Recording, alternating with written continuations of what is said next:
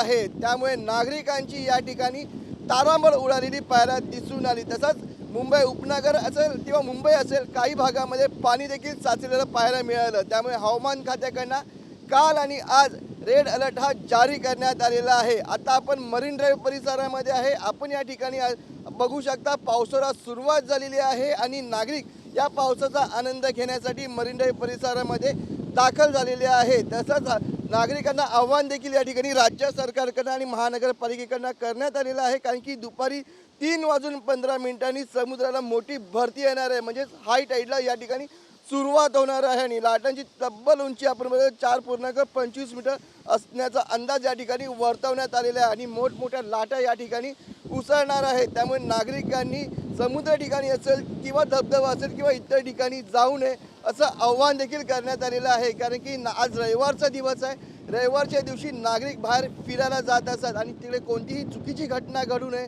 त्यासाठी नागरिकांना आव्हान राज्य सरकारकडून आणि महानगरपालिकेकडनं करण्यात आलेलं आहे। आणि आपण बघितलं तर काल पावसाने रात्री शांतता घेतली होती, पण आज सकाळपासून पुन्हा एकदा पावसाला सुरुवात झालेली आहे आणि आनंद घेण्यासाठी पावसाचा या ठिकाणी नागरिक बाहेर पडलेले आहेत। आणि या ठिकाणी आपण बघितलं तर रस्ते असतील आणि रेल्वे सेवा असेल ती आता सुरळीतपणे धावत आहे। कुठेही आपण बघितलं तर ट्रॅफिक नाही आहे, कुठेही पाणी साचलेलं नाही आहे, पण पावसाला सुरुवात झालेली आहे आणि हवामान खात्याकडनं रेड अलर्ट हा जारी करण्यात आलेला आहे।